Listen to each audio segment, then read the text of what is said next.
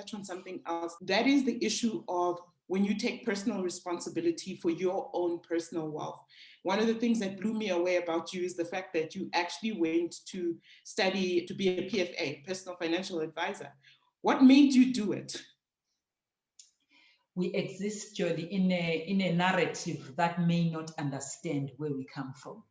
I think the way I view money and wealth may be different from how the current narrative is being drawn in South Africa. So I don't know whether when I talk about, I mean, the phrase is out there that talks about black tax.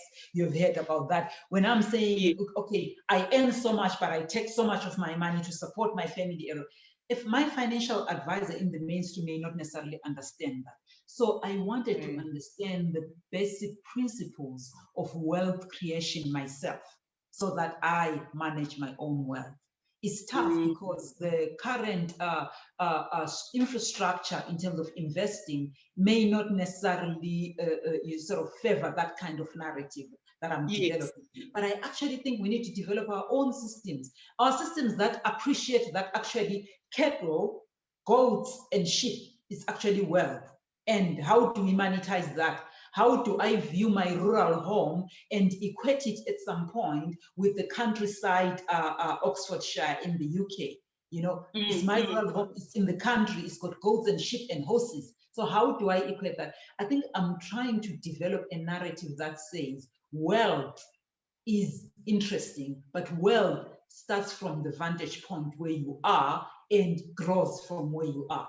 I think that was where I was coming from, but also to manage my own wealth, because some of the conversations that I was having with some of the financial advisors, I think, you would be like, I think I could do this for myself in a manner that actually encompasses and appreciates my own upbringing and my own aspirations as a Black African woman. So and that's why I continue that space.